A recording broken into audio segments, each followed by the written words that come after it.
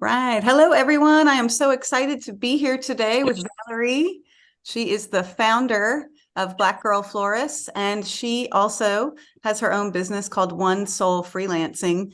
So we're going to give a couple minutes for everybody to jump in. I see Jerry Lynn, you're on here. Hello, good morning. And Kylie, let's see, Ket's jumping in. Awesome. I think we'll have a good group today. I'm so excited to talk to Valerie because I think she is such an inspiration to so many of us in our industry. Honestly, I think you're just a really amazing person, Valerie, and I really appreciate you taking the time to come and talk to us today.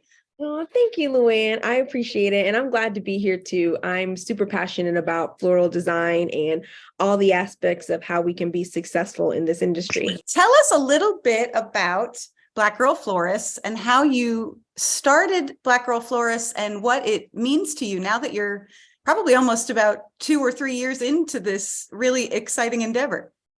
It's kind of crazy and bizarre. It really has been about 2 or 3 years. It's crazy. I felt like I just started a couple days ago. The Black Girl Florist was started in the summer, fallish of 2020, just right after the height of the racial tension that was going on in the summer of 2020, and just wanted to create a space for people to find Black women in floral design. So I started a list. And the premise of the list is basically giving people an opportunity to shop Black for flowers without having to get into any hurdles or anything like that. Because, I've seen a couple other lists with Black owned businesses, but, you have to pay to be on those lists. And, I understand that that could be their business model for those publications, but I wanted to create a place where there were no hurdles for people to find us.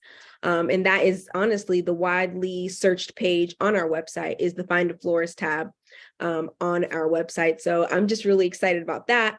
And then once we started with the list, a lot of the women started expressing just wanting more connection. And so we started and turned it into an organization. And basically, it's a place to celebrate Black florists in the industry, as well as bring resources to us.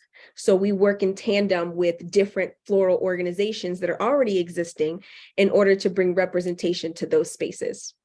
That is so amazing. And I know you're growing and growing, and so many of our members are also members of Black Girl Florists. And I think that's such a great thing because we want as much diversity within our community as possible. And we want to be welcoming to everyone who's interested in floral. And, I think it's just amazing that you're growing and you're really focused on, marketing and making sure everybody knows about you. And then you also have another business that has gone through some changes over the last couple of years, and it's called One Soul Freelancing. I believe it used to be called One Soul Events. And Valerie is so good at marketing and so good at business that she has actually created 2 businesses. She's founded 2 different businesses in the last, 5 years or so. So this is one of the reasons we brought her on here, because she has such a great, not only is it a little bit of a natural talent to kind of be good at kind of representing yourself and kind of coming into your own and feeling confident. You just exude that just natural confidence, which we all want to have. But I think it seems like that, but I'm sure you have worked on it over many years. And tell us a little bit about One Soul Freelancing, and then tell us a little bit about how you've grown and how you've learned to market your unique self, which is what we're calling this talk today. We all want to become, I've been doing this for a long time. I still have my moments where I'm like, yes, I'm slaying this thing. I'm out there, I'm being confident. And then I have my moments where I'm like, oh gosh, not feeling it today. So I know we all go through that, but tell us a little bit about how you've gone through that and how you've come to find your own niche, how you've come to build these 2 businesses and really market yourself in a way that has really led you to become kind of at a place where you're really feeling good about where you are in the industry. Certainly. Well, thank you so much, Luann. It has been quite a journey for me. I'll start by saying that I am a goody 2 shoes. I am the girl who wanted to do everything right and wanted to go down the path that I was told to go through when I was younger. So in high school, they told me that I had to go to college. So I went to college. They told me I had to get a good job, so I got a good job. My background is in hospitality and event planning, and I started working in hotels right out of college. And I said, okay, what do you need me to do? I'm going to do it. So I left the hotel job and then I moved into an event planning job. And I was sure that I was going to be in this job and I was going to grow, and then I was let go. So I started another job working in association management. And then I was there for about 6 months and then I was let go. Then I did another medical meeting planning job and I was there for 6 weeks and then was let go. So I was praying and I was like, God, I'm trying to do this the way that they tell me to do this in this country. You get a job, you start low and you work your way up. But the moment I'm about to grow, I get taken out. So I'm like, what is it? So I said, okay, God, I'm going to start my own event planning business. Started the event planning business because I really love planning. And it was around my birthday. And I was like, man, I'm so tired of working for others. Let me just kind of start my own business. If I didn't have this job, I would just work this job full time. And then 3 days later, I lost my job again. So basically, I've probably lost more jobs than a normal 20-ish person they would think should have in that decade. But with every step, I grew and built my business bigger. So I started working event planning, weddings. And then one of my brides was like, hey, can you do my flowers? So naturally jumped on YouTube University, went to my wholesaler and asked them, how do I price things? How do I make a bouquet? All the things. And I just kind of pushed myself forward. And then a couple years later after that, started doing a lot of styled shoots. I don't know if you guys remember when styled shoots were like the thing to do. It was 17, summer 16, and like everyone was doing a styled shoot.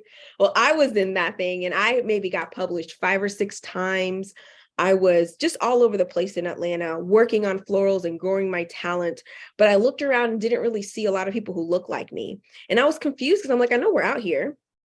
So after that, I was like, okay, what do I really want to do? So then I went back to the workforce. I did some work for about a couple of years. Then I got let go from that job. So then 2020, I started a new job and I was basically planning the regional meetings for an association company, was there for 3 months and then lost that job. I said, okay, well, you know what, God, bet. It's 2020. I'm not going anywhere. What am I going to do?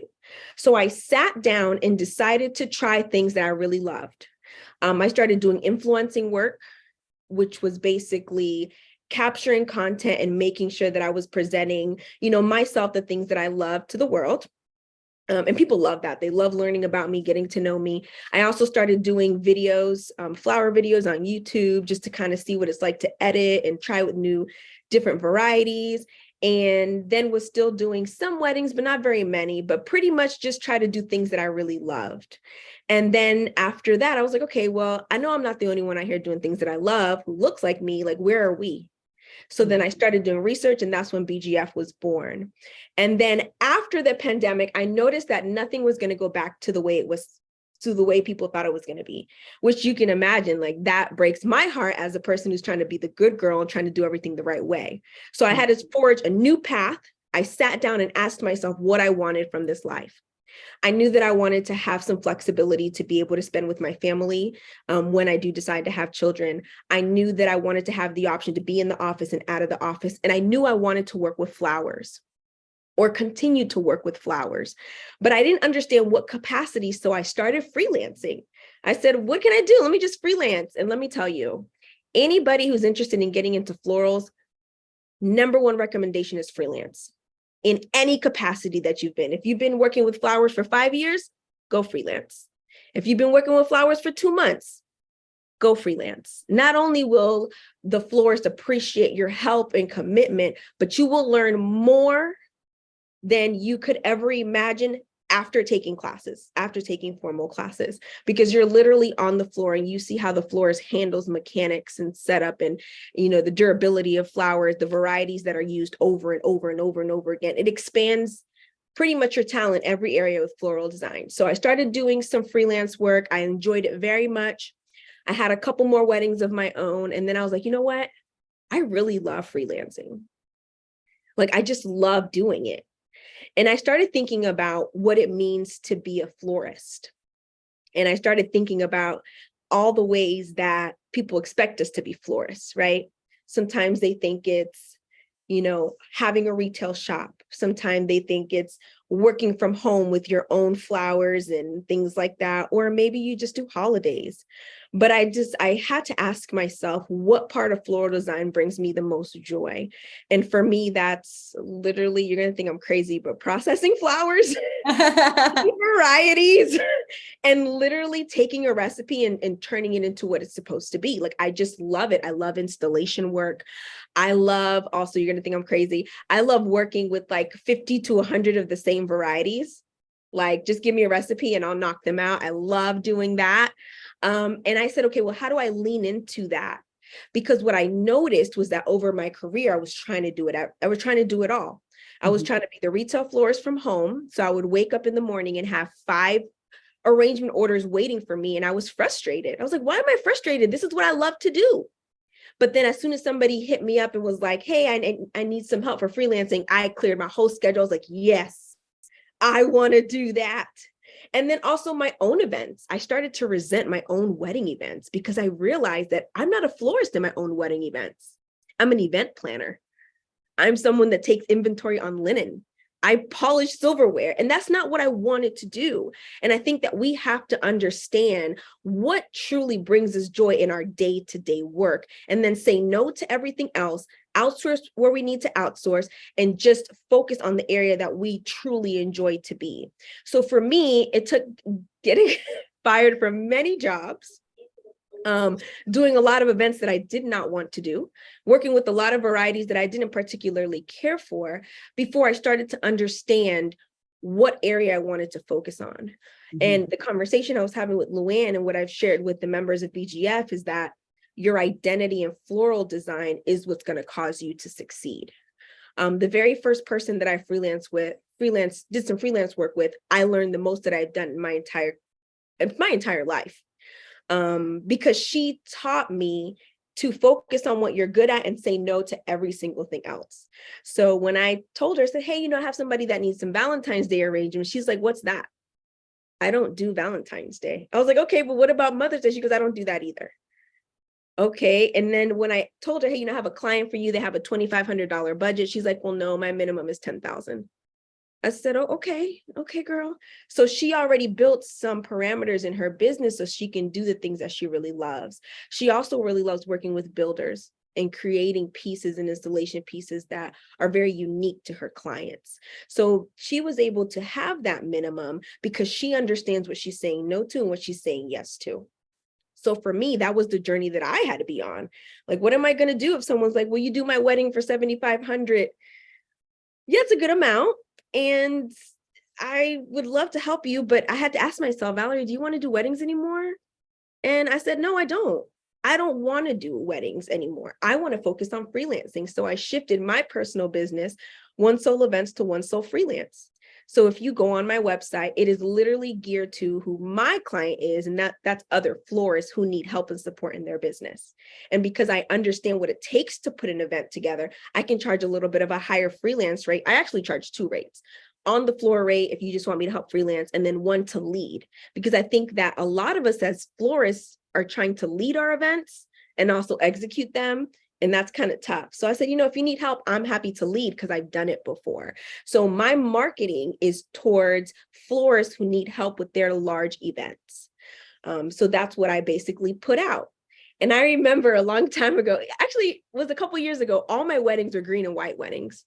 And I was so mad. I was literally using the same recipe for every wedding that season. And I was so mad. And then I look on my social media and guess what? All my weddings are green and white weddings. So guess and what? you're showing that. Yes. They and literally you're shocked. exactly like, oh, look what you did. I want that. Meanwhile, my heart wanted to produce bright colors in weddings or events, social events. I wanted to work with hot pinks and yellows and greens. And Black Girl Florist just participated in the Philadelphia Flower Show, and all of the flower varieties that we used were bright. Oh, that was so beautiful. I saw the pictures. Oh my gosh, y'all did such an amazing job. Yeah, all bright colors, which is exactly what I wanted to work with. And I started to understand that I need to start sharing and working on the things that I really love, and then allow the clients to follow and come back after. So when you think about marketing and you think about who you are as a florist, I'll give you a few seconds to think about this. What is the number one client that you get repeatedly? Think about that. And then the second step is, how does that make you feel? So for me, good questions. I was repetitively getting brides that wanted full event design, who wanted to repurpose their bouquets on centerpieces, which, no shade, except for the fact that I don't want to do that, because I think in a ballroom, you should have a beautiful, lush piece. So, so those are things that I had to ask myself. And these questions are very specific questions, right? Because you are the only you that will ever exist in this industry, which means that competition is virtually exonerated. It's gone. We think that it exists, and it only exists if you look at another florist and you say, I want to be like her. Now you have to compete, right? Because there can only be one you. But when you look at yourself and you're like, what do I like to do? Okay, well, I like to freelance. Okay, and then I know another florist in Decatur who is a retail florist. She's not my competition, because now either I can work with her or I can send her my retail business. If I have events, she'll help me. So essentially what you're doing is growing even in your market and connecting with other florists that you can learn from, and they can learn from you too.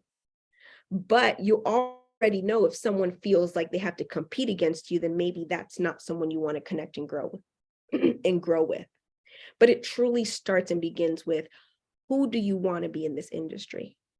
Look at your hands. You will always be able to provide a life for yourself, because floral design is a talent.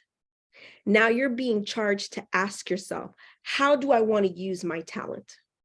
Instead of letting social media tell you, oh, if you're a florist, only that the money is only in weddings. That's not true.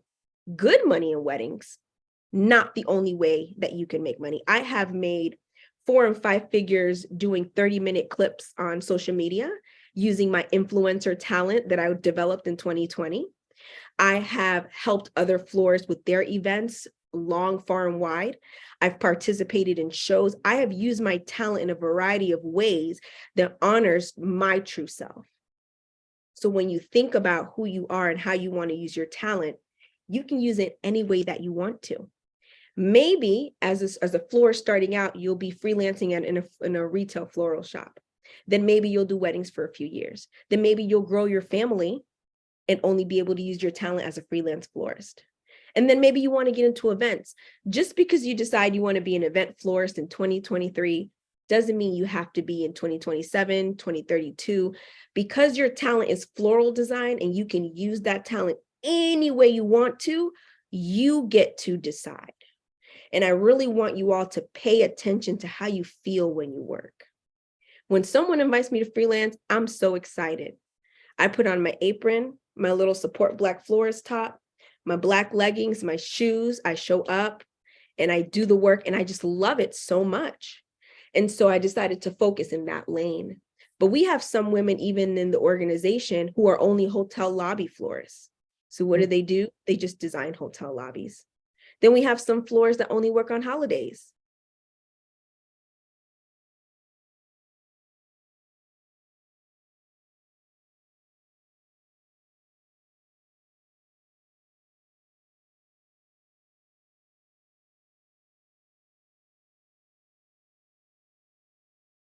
PTO to do Valentine's Day, Mother's Day, and then fall centerpieces.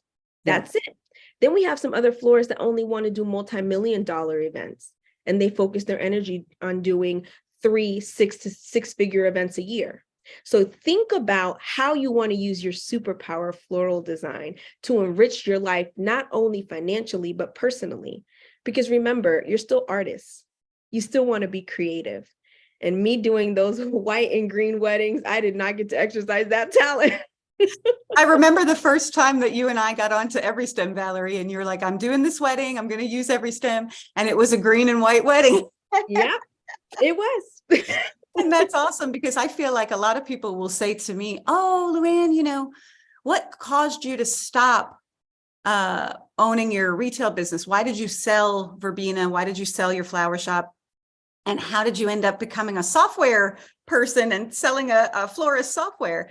And I said, well, I did the retail thing for many years. And just like you said, Valerie, because I was a retail florist and owned that for 13 years, doesn't mean that that's what I have to continue to be. And so now I freelance as well, and I own EveryStem, and I help, other florists make a profitable income, make a healthy income on their weddings and their events and their retail businesses. And it's so interesting because a lot of people will kind of put you into that box of saying, well, you're not a florist anymore, or you're not whatever because you don't do this certain type of floristry. So I think the fact of you saying it's okay to define your own lane, to pick whatever it is that you really are passionate about, and to say no to the things that are not working for you. So I would love to ask you a question, because this is a little off topic, but a lot of our members and a lot of people I talk to in the industry always say, saying no is so hard for us as a general population of florists, because we're caring people. I think at heart, most of the florists that I know really care about their clients. They care about their business. They're trying, like you said, you're trying to be the good girl doing the right thing, And so how have you learned to say no to those things, like the $7,500 client who wants you to do the green and white wedding, but it's not what you want to do? You want to focus on other things, growing your community of the Black Girl Florist group, focusing on your freelancing. How do you say no to people? Do you try to refocus them, or what's your strategy for that? Oh man, it's tough, right? Because even when you get an inquiry, it's like that feeling of, oh my gosh, here we go again. Someone wants my services, and I get to, provide something beautiful to them. But it ultimately boils down to your boundaries, right? We have boundaries with friends, with family members, in our work. And it's the same thing when we do florals. For me, I know that I can produce something very beautiful with 1/3 of the budget, all in flowers. So I have to understand, okay, is this something that's going to work for my time bandwidth right now? And is it a design that is going to work for me? And then if not, I'm always glad to communicate, hey, I know a couple other florists that you can work with. Check out the listing on Black Girl Florist. And that's the beautiful thing about developing a network and building relationship with florists in your market. They're like, oh, build it with other markets. And no, in your market. Because let's just say I already had 2 weddings. I can't take a 3rd one, or 2 social events. I can't personally, right? Because I'm not going to, but some people do. But I now can communicate, hey, there's someone else who can work with you. But I think truly for me, it's just communicating what I do in my business and allow the client to see if it matches with them. Personally, I don't give a proposal if there's not a retainer,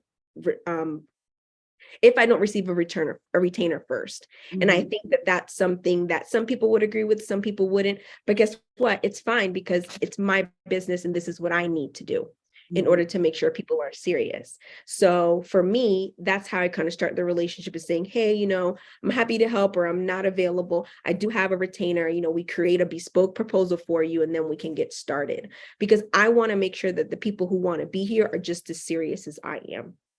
Right. So in the beginning, I would say, to answer your question, is my boundaries for my business.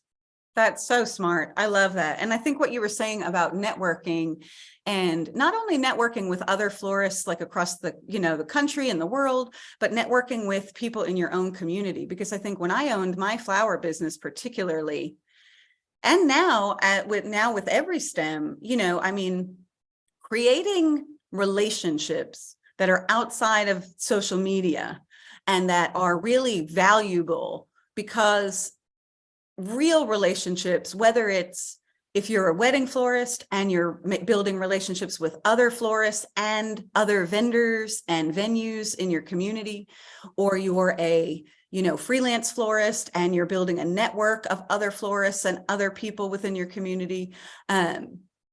Even for myself, like our relationship between the two of us with Black Girl Florists and EveryStem, and other, educators, floral people who are just kind of, sharing their knowledge about what we know to just build up the whole community is so important. So I think, building that network can be so special. But I know you had mentioned when we talked earlier about kind of that Instagram and social media can kind of become a crutch.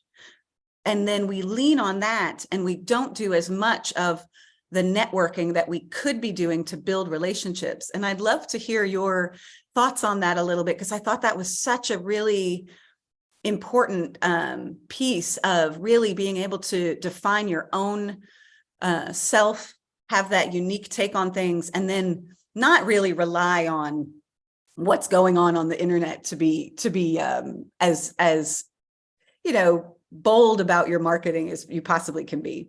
Yeah, definitely. So I have a question to kind of start that conversation off. How many people have a portfolio that is outside of Instagram? So you guys can put it, we've got a show of hands. We've got 1, 2, 3. You could put it in the chat. Irene is saying she does. Jerry Lynn put a really nice note while everybody's putting something in the chat. Jerry Lynn said that she is super lucky to have Valerie on events. She breathes much deeper when she knows Valerie will be on board as her freelancer. Oh. So I love that. Thank you, Jerry Lynn. Okay, so Jerry Lynn says she does have a portfolio. Okay. Imra has one. Kylie has one. So yeah, several of our members, and Irene's raising her hand. Okay. And And Nadia is currently trying to build one. She's just starting her business. nice. Okay. Tammy has a gallery on her website. So Katura says kind of. So it looks like everybody's kind of working in that direction. Okay. And of those who answer that they do have it outside of Instagram, how many is it outside of your website? That's a good question. And I ask this because, I am a part of the generation that saw Instagram when it was its beautiful, soft, and pure self in early 2012. And you had to have an iPhone to have Instagram, and the pictures were not curated. Right, exactly. So Tammy asked, does Facebook count? Facebook would be lumped into Instagram. So the hope is that you would develop a portfolio that is outside of someone else's design platform, right? Because we're talking about how do you reach your ideal clients. I believe that Instagram and social media are great tools to start the conversation, but it should always, always lead away from those spaces. If I'm going to say, hey, I did this and I took this picture of this wedding and it went really well and I used these 3 colors, I would maybe say, sign up for my newsletter to receive the recipe, or, use this to get onto my website, just to move them away from that platform. Because God forbid if Instagram decides to shut down or close off, guess what? You're shut down. You're closed off. And I also want you to think about not only as floral design as your superpower, but as a way that you enrich people's lives, right? I think the days are gone where people just come to you just because they want an item, because anybody can find anything anywhere, but you want to share yourself in the most authentic way and in the way that feels most comfortable to you, so that people can shop with you and find you. And that can be done in so many different ways. So for example, if I'm, of course, big letter word florist, and this is what I talk to in some of my meetings, is that we're all florists, but let's just say that my niche is hotel design.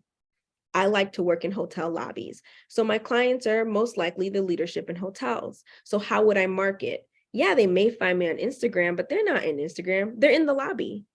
They're literally in that space. So guess what I would do? Do a beautiful long arrangement, because they typically like taller arrangements, drop it off and say, hey, I am happy to do a 3-month residency here. I want to get paid X amount, that's 4 or 5 X's a month, and I will come and refresh every Monday. Call me. I literally told them what I would do. They don't have to do the guesswork. And I provided an example of my work. So guess what? I'm going to do that to 3 or 4 hotels in the area, and I might get 1 or 2 until I continue to grow. Then I take that content and I share it on my socials. I share it with my friends. I share it with my family and say, this is what I've done. Enjoy. If you're interested, hit me up. So basically, that would be a great example for somebody that wants to get into hotel design. if it's somebody that maybe is a retail florist and you don't want to work out of your home, I would see if I could join a co-working space and then hire a photographer, set up shop, maybe do some pop-ups once a month or every other Friday and get shots of that. I mean, it truly depends on what you want to do in this industry. And then you add to it. We're not just florists. That hotel designer is now kind of like in interiors, because she has to make sure that the vessels and the varieties match what the mood is going on in that living space. And then for a retail florist, a co-working space, if it's an all women's co-working space with bright colors, guess what? I need to source some bright colors and bright varieties that I can bring to the women who are part of this group. So a lot of the things that I'm saying start with floral work, but go beyond that. And that's what people are looking for. Even when you think about this new generation, Generation Z, they are the generation of authenticity.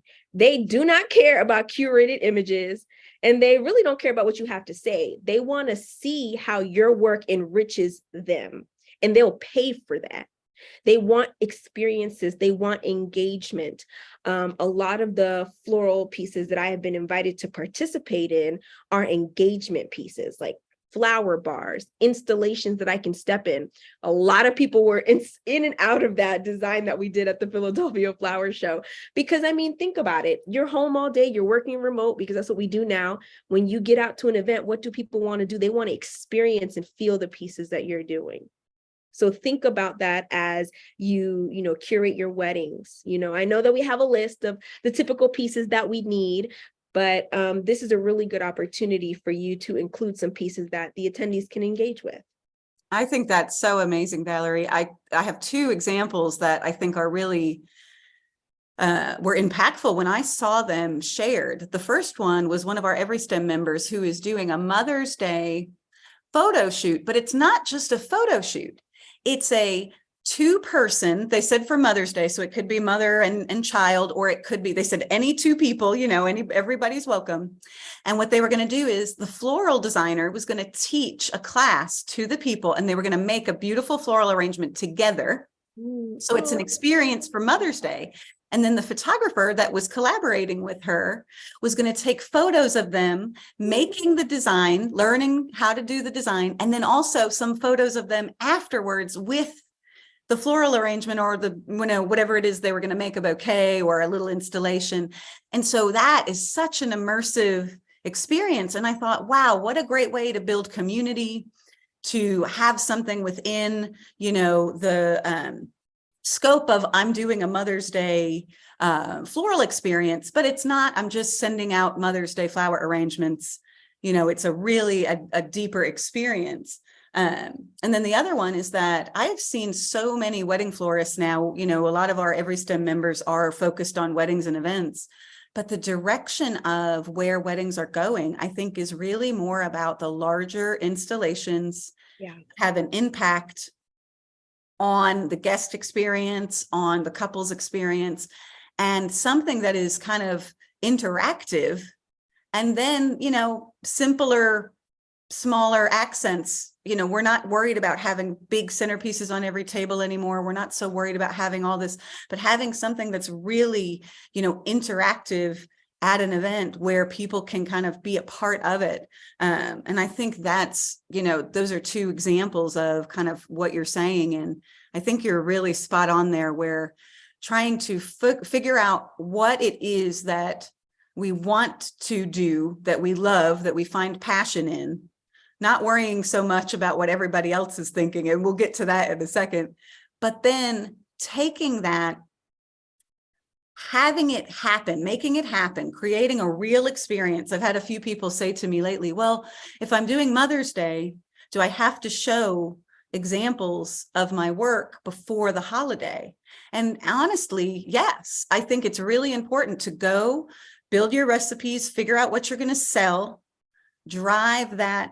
If you're going to have 3 different arrangements, and 3 different sizes, whatever it is, and you're going to sell those. I think it's super important to go to the wholesaler, get some, and you don't have to make every example, but make a couple of examples and show that work on your website, show that work on Instagram, drive them to your newsletter, drive them to your website, because that is what people want to see. And if they see all white and green, like you were saying on your profile and on your Instagram, they're going to say, I want white and green too. And so it's kind of amazing how the psychology of marketing works, but you have to try to test those things out. And really, I read something the other day and I wrote it down. It said, marketing is just a 9-letter word for test. And I thought, that's what we're doing. We're just constantly testing things out, but we have to be bold enough to get our hands dirty, create something physically real, and share it with the world. Exactly. That's awesome. Ezra is asking, what is your favorite platform or newsletter for email marketing? Do you have a favorite, Valerie? I know you do a lot of email marketing with Black Girl Florists, and I'm sure you have probably a list for your freelancing business as well. I really like MailChimp and Constant Contact because the pricing structure is great. It's based on the number of contacts you have. So if you have a ton of contacts, the price is a little bit higher. If you're just starting out, it's great as a testing platform, but both of those are really great. Easy to do. It's really simple. It's kind of like Canva. You go on there, drag and drop, which makes it really, really easy to get newsletters out, especially as frequently as I do. That's awesome. Yeah. And your newsletters are beautiful. Thank you. If anyone is interested in following Valerie, you can go to blackgirlflorist.com and join her newsletter there. Is it at One Soul Events is your Instagram for your freelancing? And then at Black Girl Florists is the Instagram for that.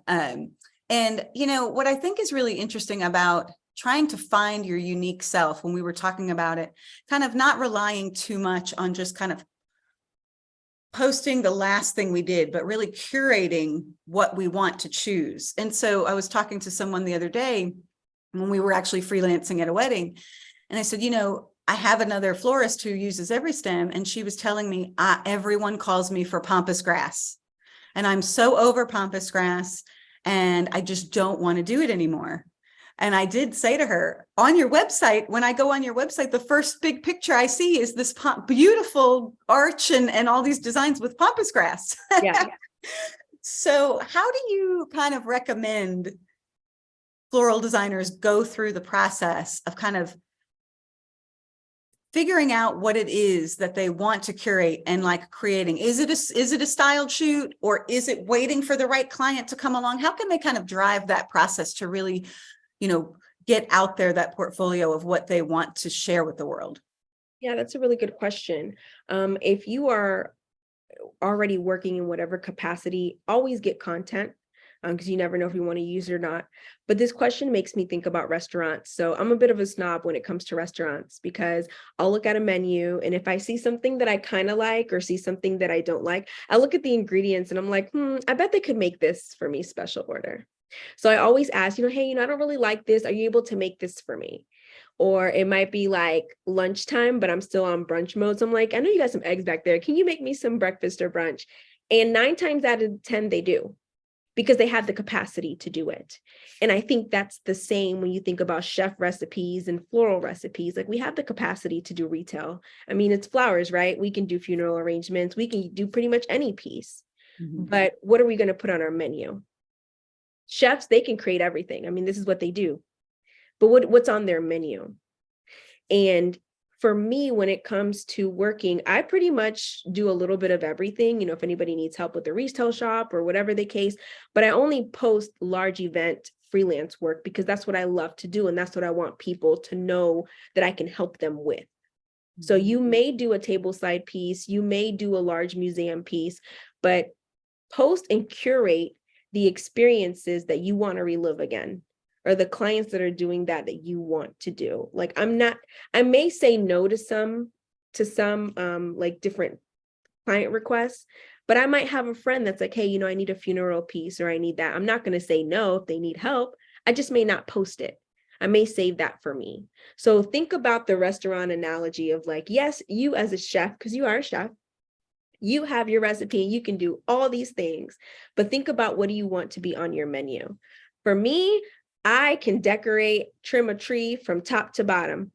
I enjoy doing it, but I don't market those services because I don't want to do that.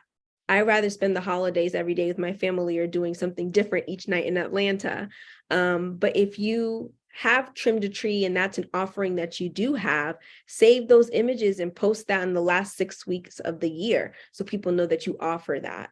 I think where it gets kind of conflicting for people that are shopping from you is when they don't understand what you do. They don't Oh, so understand. good. So you Yes. don't want to inundate your social with every single floral piece that you have touched. We don't need that. You don't need to prove yourself. We know you're a florist. Show me what you do and what you do best. And that was a lesson for me because I have many images of beautiful, vibrant colors that I've used at events, but I've only posted the green and white because those were the pictures that I got back from my photographers.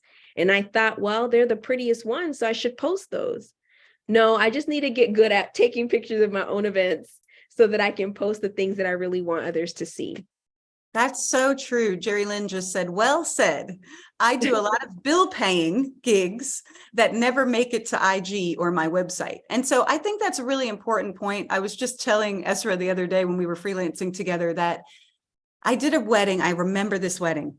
It was probably like 2009. So it was a long time ago, but it was all Gerber daisies and Monstera leaves. And it was at a beautiful venue and it made the client super happy. But I can tell you that no one will ever see those photos. It was a bill paying gig. And so, yeah, we sometimes do that. And the client was wonderful. I had a retail business. I had 4 full-time employees. I wanted to make sure I was paying my bills. And so, yeah, it was great to do that wedding, but it wasn't something that I wanted to promote because it wasn't something that we did normally. We were more of a high-end garden style, European style design house. And we did not want to be kind of, nothing wrong with that Gerber daisies and Monstera leaves, but if that's what makes her happy, but that's not what we're focused on, right? And so sometimes when we put things on our website or we put things on our Instagram or whatever it is, and clients see that, we can start to kind of get driven into that lane that maybe we don't want to be in. And I think that ties into, what I do now with EveryStem as well is we want to make sure that we're showing the designs that we not only love, but that we also made a profit on. And I know Valerie's a big supporter of this as well. We want to show the things that were profitable, that were successful financially and fulfilling, so spiritually and artistically, because we want to make sure that we're repeating those profitable events, we're repeating those profitable jobs. So if anybody is out there wondering like, okay, why am I not getting higher end clients, or why am I not getting the clients that I feel like would be a good fit for me? One of the things is to look at your portfolio and kind of try to drive it in the direction that you want to see those clients in. And that can be hard. Tammy says she totally agrees. So I love that. But I think it's important to know that, like, I wrote this down because I thought it was such a good quote. I saw it the other day and it really relates to what we're talking about. It's from Seth Godin, who is like a really well-known marketing guru kind of guy. And it says, marketing isn't the act of getting people to buy what you are paid to sell them. Good marketing is the craft of understanding what people want and need and helping them achieve it. And so by knowing that, kind of figuring out what people want and need and helping them achieve it, knowing your boundaries and really understanding what you're good at and choosing to really kind of niche down and decide what you do best, Yes, can make you the most effective at being the most helpful to the people that you want to reach. exactly. And then be intentional about it. I just thought about this, and the question is, what if you don't have content from different pieces, designs that you really love, and you want to post it, but you just don't have it? My answer to that is create it. Set some time aside and make the thing. 9 times out of 10, you're not going to have to make it at the larger scale, but at least you have a few pieces of what you would love to show that you can hire a photographer or take the pictures yourselves, but get the varieties. Like I said, 9 times out of 10, you're not going to need a large volume, just enough for you to get it done and get pictures of it and then share it. Because I think that it's really important that we pay attention to the ebbs and flow of what people are marketing and what they're sharing. And if you notice, what's going on social is people love the behind the scenes. People are getting away a lot from curated images, and they want to know how you did it and why you did it. And then the selling piece is the third part. They want to see those time lapses. They want to see you put it together. They want you to tell them how you did it. And let me tell you, floral work is not innate. It's innate because you're talented, but it's not innate. And I think that every single person in this earth has a natural talent for what they do. I was watching Top Gun the other day with my boyfriend, and I was so amazed at the aviation and how Tom Cruise and everybody was just like flying these planes. And I'm like, how do y'all do this? Like, I can't even think about this. Like, what do you mean eject if it doesn't work and then you'll just find your way back home? So bizarre. And then I had someone at the Black Girl Florist conference a couple of weeks say, how did y'all turn this room around? How did you get these flowers to hang on the glass like that? And I'm like, it's so easy. You just get a hook and then use some chicken wires and not a big deal. But the reality is that a lot of people don't understand the work we do. Kind of like I don't understand how Tom Cruise was able to fly this plane. And my point there, and my point there is that that's what people want to know. Tell us. The days are gone of you posting a bouquet and saying, oh, celebrating Britney's wedding. Nobody cares about Britney's wedding. How did you get that bouquet to cascade that way? How did it fall? And what was the greenery you used? And did you test it with some other stuff? Because I would use Salal, but y'all use Ivy. Like, how did it work? How did you get those flowers on that backdrop? How did you get that installation from the ceiling? How did you get it up there? Tell us in 3 lines, post and keep it moving. Hey, I used 5 varieties for this arrangement, 3 fillers, 2 buds, and some greenery. This is what I used. Enjoy your day. Ask them a question if you're feeling, up to it, and be like, what would you use? Because the thing is that in a world where there's so much information, people still want it spoon-fed to them. And you have a talent that a lot of people don't have, and they wonder every day how you get it done. So instead of posting things that we know, okay, we know it's Britney's wedding. Okay, we know this is a boutonniere. Okay, we know. Tell me about the boutonniere. Like, did you use the traditional technique of wiring? Do you wire your ranunculus? Did you not wire? Like, what did you do? People want to know. And you can tell them and share them, and that content will go so far. Have you guys ever seen like really basic reels? And you're just like, how in the world? Oh, because people want to know how to bake a cake. So they want to know the 3 steps to layer. Okay, because people really are in search of information. And I'm not really on TikTok, but my cousin who I talked to, she's 21, she was telling me she uses TikTok as her Google. So because in TikTok, that platform, a lot of the people are just explaining what they're doing, explaining their day, explaining how they put together their baby shower, explaining. It's like the behind the scenes. And then Instagram is supposed to be just like this pretty, everything's already done. But people want to know how you do what you do. Yeah, as we just said, I love using TikTok for Googling. So she's doing it. So she's not that you're not literally that's not what the they only use one. it for. And then Naya said, great point. This goes back to something you said a little bit ago. I am newer and building my social media. Sometimes I feel the need to post everything I do for content purposes, even if it's something I don't want to do again. This is great advice. So I think that's really important to kind of remind everyone. We do not have to post everything. Sometimes I'll freelance for florists who are doing certain designs or certain types of things, and I choose for whatever reason not to post that. And I think it's also important to make sure that everybody knows that you can create. I know posting on Instagram and posting on TikTok and all these things seem very overwhelming, But you can kind of take one large piece of content and break it down. And I know Valerie knows a lot about this, so I'll let her speak to it. But a lot of times what I do for EveryStem especially is I'll start with a blog post and I'll write, it doesn't have to be a really detailed blog post, but something like Valerie's saying, something about how something works, how to do a certain type of, recipe building. I did one recently about kind of doing functional recipes, which is where you take like a filler flower and a line flower and a focal flower, and you kind of build a recipe that way without having to think about the color theory or the particular seasonal ingredients.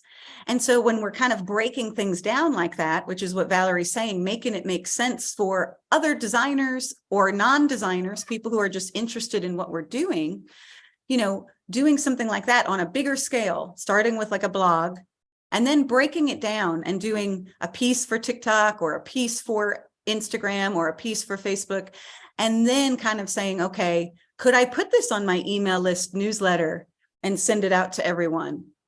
And so that can be a way to kind of market your uniqueness, marketing what you do best, kind of explaining your thought process and letting your clients see a little bit behind the scenes. It kind of takes it all into one big piece. And so I'll let Valerie speak to that a little bit because I know she's very good at doing exactly that. Yeah, I think you can never repeat yourself enough whenever you're sharing content, because some people may have seen one post in one platform and maybe not on the other, and how you share that information may be different on one platform as opposed to another. So for example, with the newsletter, I think it's really important that everyone has a newsletter. I know some people may not have one, even if you share your newsletter once a month, because that's how you connect with people.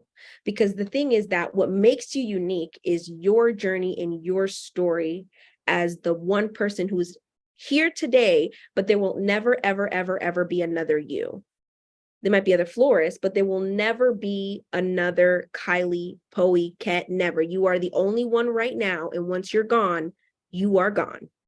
So that is your uniqueness. And I share this with the girls in BGF too, that like I could give everyone the same recipe and it will be a different arrangement every time.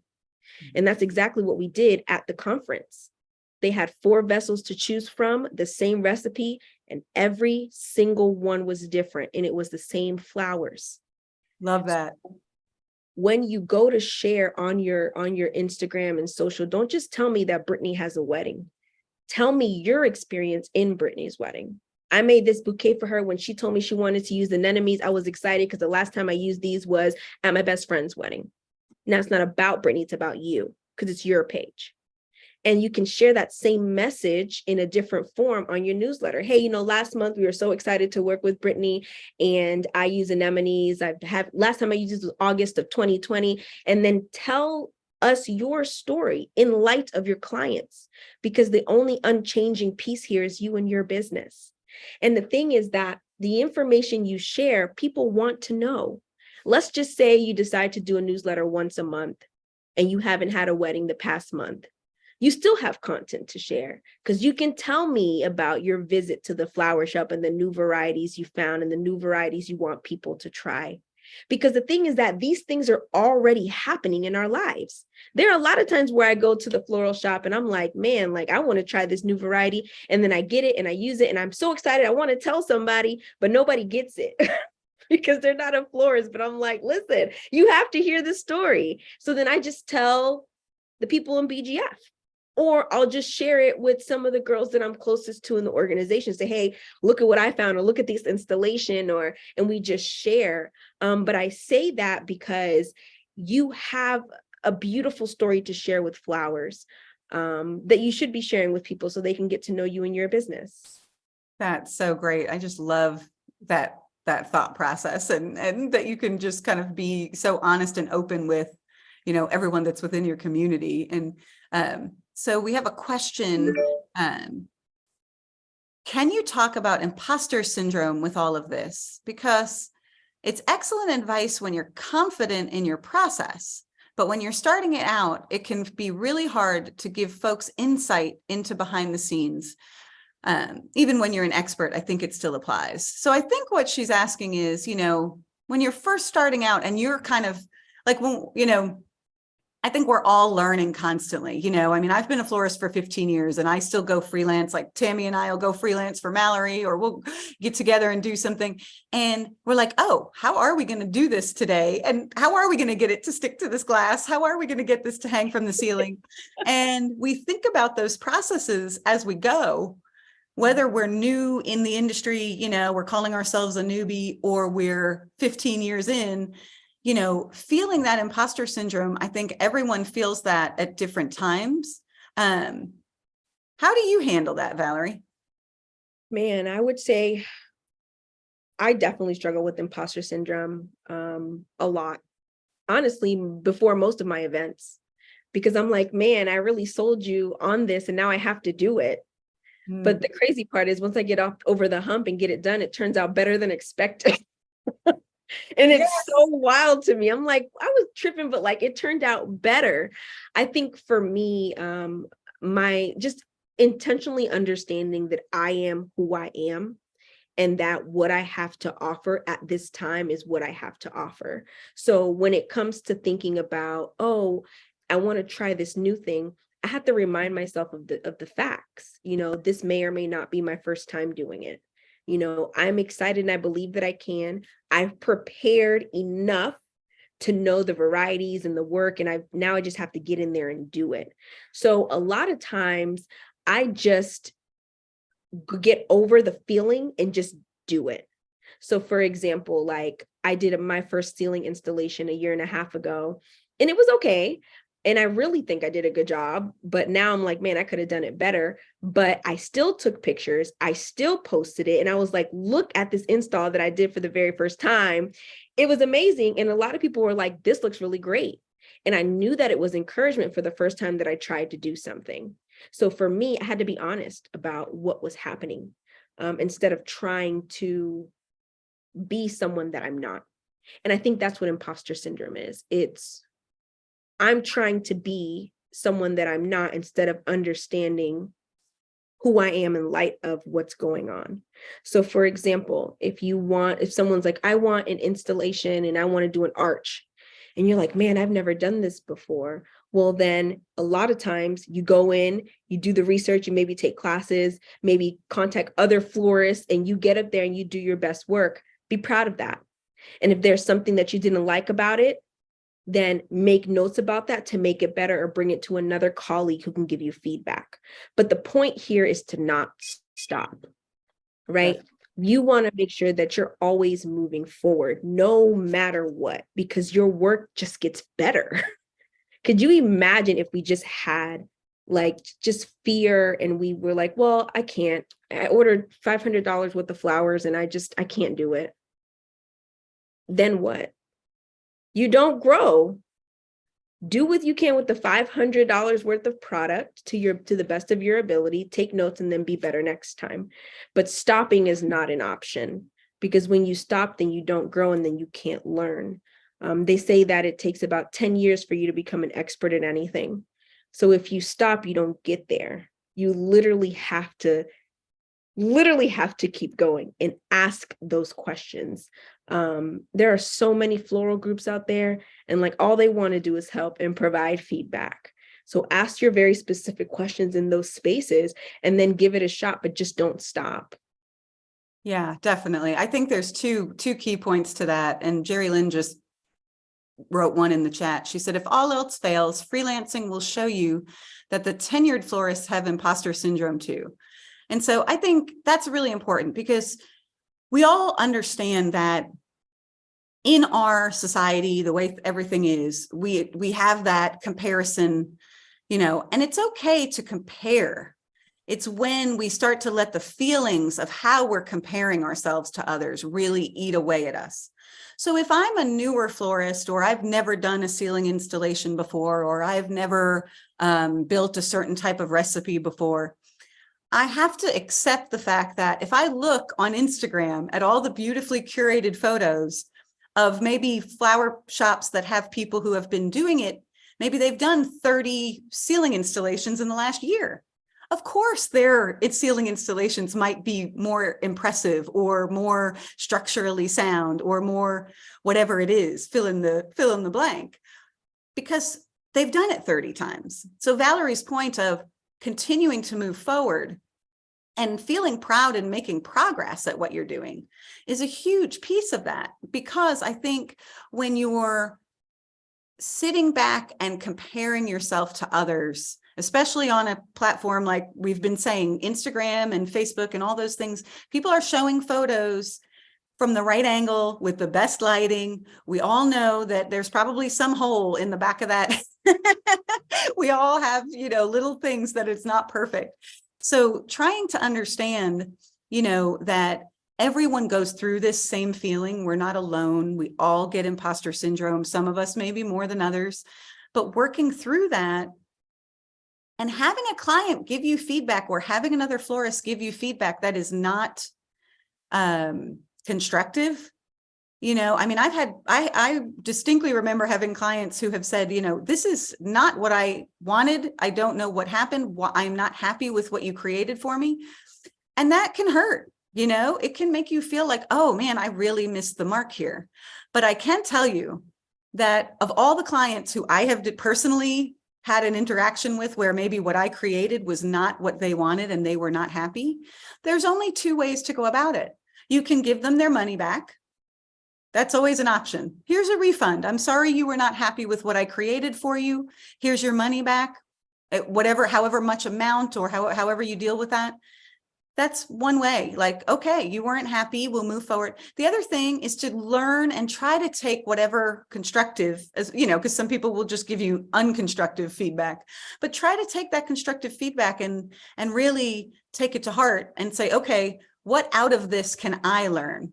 And move forward, like Valerie's saying, make that forward progress, because I can guarantee that as owning my own flower shop for 13 years, there are going to be clients that we disappoint. And the word disappoint is maybe not the best choice, but there are going to be clients that are not happy with what we create, or that say that we didn't do what they wanted us to do. That happens. But understanding that it's not the end of the world. A Yelp, don't make me Yelp you, is one of my favorite sayings. Like a Yelp review or a Google review is just a review. And if you get a couple of bad reviews in a sea of wonderfully great reviews, what I've learned and what professional experts say is that when you have 2 or 3 bad reviews in a mix of 50 good reviews, is that just makes you look like a human being. It just shows that you're a real person who makes mistakes sometimes. We all hit the mark sometimes and we don't, because floral design is such a subjective, one person's, I might make something that I absolutely personally love, and the client, it might not hit the mark. Vice versa. I might make something that I personally am not in love with, but the client is over the moon. So we all have to just try to keep it in perspective. It's just one moment in time, and we have to constantly be moving forward. And comparison is good, but letting it, really kind of eat into your worth is where we have to kind of just put that fear behind us, as Valerie was saying, and push past that fear so that we can, just keep moving forward and build that resiliency, I think is the best word I can come up with. Yes, exactly. And I love what you said, Luann, about our work being subjective, because it absolutely is. A lot of our clients don't come to us saying, I want 3 pink Floyds and 5 white hydrangeas, and then throw some seeded eucalyptus in there. They have a vibe and a feel and maybe some really great Pinterest images, and you are the one who decides the varieties that you want to use. So it truly is a subjective experience, which is why you should be doing the work that you love. The word of today is authenticity. How are you being authentic to who you want to be in this industry as it pertains to your niche? How are you being authentic to how you share your work as it pertains to the platforms that you use and the work that you want to communicate? And then ultimately, are you happy with the work you're doing? I've heard for a long time, well, weddings is where you make the most money. But no, it's whatever you do your very best at 100,000%. Whatever you're doing so well that you enjoy. I personally love doing parties and gatherings that involve flowers and flower bars. I make a lot of money when I do those, and I also enjoy myself. I may do some on-site tied hand bouquets, or maybe let the girls pick on their own, but I'm pretty profitable in those spaces. And these are for smaller groups. So if I want to be a party florist and just do flower bars, then I can change my marketing as such. But basically, you get to decide. You just have to do it in the most authentic way to you right now. What does it look like for you to be a florist in the spring and summer of 2023? Are you focusing on weddings and events? Are you focusing on Mother's Day? And then how do your marketing efforts match that? Because if I know you're doing Mother's Day, but I haven't heard you doing Mother's Day even today, that's, that can be a little problematic, because people want to develop that relationship with you to know, okay, I need to either pre-order or I can pick up on the day of Mother's Day. Like, people build that relationship with people. And I will say this, I think for me, I have found it increasingly frustrating that there are some people just in every industry who offer certain services, but they're not helping me, right? They'll say, hey, I'll help you with your taxes. Yeah, you'll just do them, but you're not here to help me with my true questions. Or, hey, you can stay in this room and at the hotel room, and we have these services, but when you get there, those amenities are not available. Gone are the days of blanket marketing schemes. Right? People want to understand your relationship to what you're doing, and they want to see it. I love that. That is so great. And I know there's one question here. We're pretty much over our time. It's a little over an hour, but I'm going to have Naya's question here. And then if anybody else has any questions, put them in the chat, and we'll kind of go over a couple questions, and then we'll wrap up this session, because I know we're a little bit over an hour. Naya asked, Valerie, how do you recommend getting more involved with freelancing? So the one thing you need to know is that florists, whether event florists, independent florists, retail owners, they always need help. Always. This is something that is never going to change, because there are people leaving and coming into this industry every day. Always need help. So my suggestion is to come up with a one-pager, a blurb about your background in floral, and then list out what you offer. I can process, I can set up events. I love to do multiple pieces with the same recipes. Tell me what you do all in one page, and then send that out to the florists in your area. You might not hear back, you might hear back, but let them know I am available to freelance through the end of the year. Let me know if I can be available to you. They might not work with you that day, but they'll always know that you are available. So I would say start with the areas that you want to work in. If there's an event florist that you really love to work with, or that you've seen her work and you love their work, or a retail shop around Valentine's Day and Mother's Day, they love the extra help. Love the extra help. Even if you can be in the atmosphere and say, hey, I'm happy to bag up some greens and, clean up that shop and get everything out of there. Because if you start there, they will most likely say, okay, well, this person's dependable. I can move them up to do design, et cetera, et cetera. So my suggestion is to put yourself out there. I think the name of the game right now is truly being intentional. You have to be intentional. But before you decide on how you're going to be intentional, I would suggest that you write down, or maybe set a timer for like 10 minutes and write down everything that you love to do and how it makes you feel, what you would like to do. And then after you spent 5 to 10 minutes uninterrupted, then you're going to start to see, okay, this is what I like to do. Okay, I like to do events. Okay, I don't like to break down, but I like to set up. And then create your one pager.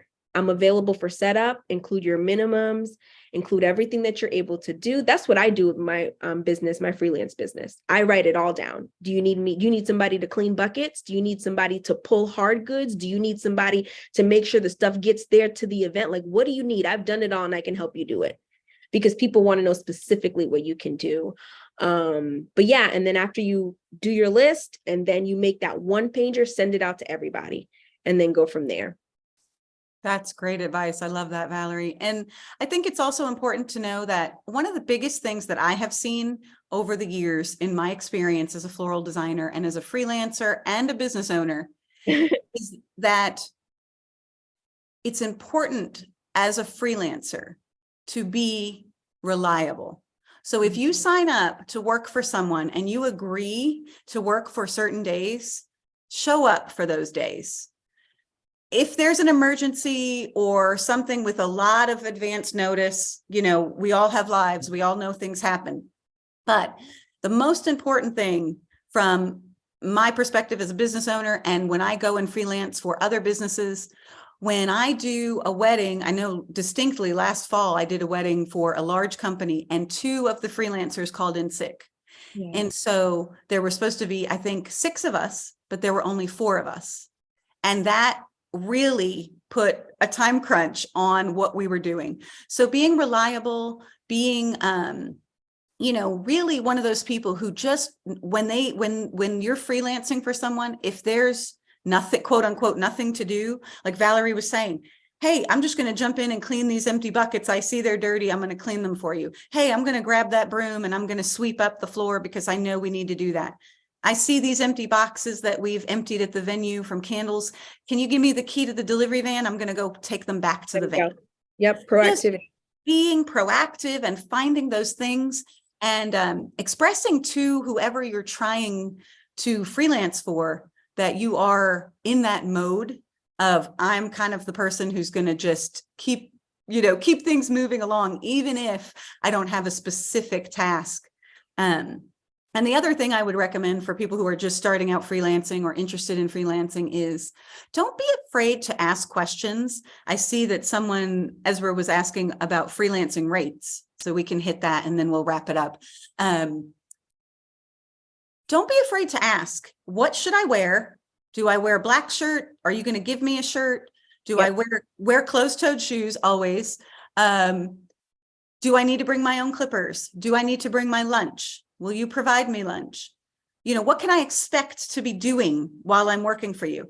Because a lot of us business owners are really busy and we kind of forget to say, hey, today is going to be a studio day. Tomorrow is going to be on site. So I'll buy you lunch when we're on site, but today I need you to bring your own lunch. People sometimes don't know. So don't be shy. Think of all the questions you need to ask and send them an email and ask them. And if they are a person who does not respond to those kinds of questions, you might not want to work for them. So ask those questions on the front end and make sure you're getting a good response, because freelancing is a job, but it's a relationship. As Valerie, is an expert in freelancing for other florists, and I've done a bit of it myself. If you work for someone who is on top of it and organized, you're going to have so much of a better experience than if you work with someone who's not. So be selective about who you freelance for too, choose those people. They might have a great portfolio, but it might not be as good of an experience when you actually go freelance. So just keep those couple of things in mind. And if anybody has any questions. That's a good point, because I have both ways. I have freelance with people who have not come up with the recipe and expect me to come up with the recipe. And guess what? Right. I could do that, but that's a whole different charge. I'm not I'm not a designer for you. I am freelancing based on what you've already created and what you need me to do. However, if you would like me to come up with the recipe, I'm happy to do so, but that's a different rate. Right. So I think it's important to understand. I mean, you're a florist, right? So you know what you need. You know you need tape. You know you need wire. You know you need either to bring your own shears. You know what you need to get things done. Even though you're freelancing, it is completely fine to have those conversations with who you're freelancing with. Hey, I noticed we're using bricks. Can I, where can I soak 5 of these bricks? Where's the water source? Because you want to set yourself up for success in order to produce the work that they want. And then have a little bit of flexibility, because the florist might say, actually, we're not going to do this today anymore. We're going to do that. Actually, we don't need to soak these oases. They've already been soaked, or we're going to use a pouch instead because it's an indoor event. Like, they will give you and brief you, but you just ask the right questions and then be ready to work, right? Don't say you're going to freelance and then just be hanging out like, well, she hasn't told me anything. No, be proactive. If there's nothing to do, say, hey, I've already finished my first task. What can I do for you now? And then make sure you're present when you're there. Yes, I love that. And Kat was just asking, she said, I really want to make sure freelancers want to come back to work with me. So I'd love to hear ideas. Kat, I have a really great one-page freelancing sheet from one of our EveryStem members named Ashley Fox, and her business is Ashley Fox Designs. She does really beautiful weddings and events. And I know Kat does mostly events as well. So I'll send that sheet out to everybody who's on the call. And then I think it might be on one of our EveryStem resources, but basically, as an employer, when you hire freelancers, and Valerie could speak to this too, I think it's important to give your freelancer an idea of what they're going to be expecting to do. You know, or if I'm going to work for an event florist, they might send me a little list that says, Thursday's a studio day. We're going to be processing flowers all day. For the most part, we might make a few arrangements at the end of the day. Friday is a studio day, and we have a rehearsal dinner to deliver. So Luann, you're going to work in the shop from 9 a.m. to 3 p.m. And then I'm going to have you take the rehearsal dinner arrangements to the Jeffrey's restaurant, and then you can go home from there. And then Saturday is the wedding, and we're going to start at 9 a.m. and we're going to work, you know, we're going to unload the van. We'll buy lunch. Bring a water bottle, and then we're going to do 2 installations. Luann and Susie are going to work on the arch, and Tammy and Mallory are going to work on the mantle, and then we'll kind of set up all the reception tables, and then we'll call it a day. 2 people need to stay for a flip. I'm going to pay those people extra. So just kind of a quick rundown. It doesn't have to be like minute by minute, but a general idea of what the other person should be expecting is great as the business owner to share.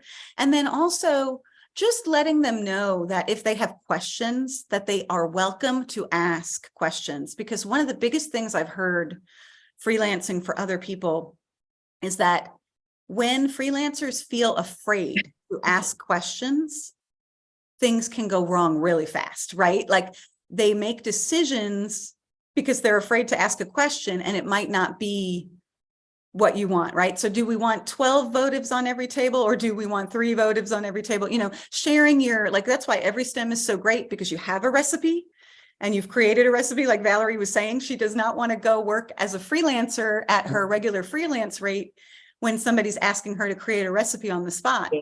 So designers that have EveryStem, building those recipes ahead of time, giving that to the freelancer along with your inspiration photo, you know, just kind of what would you want? Like think to yourself as a business owner, put myself in the freelancer's shoes.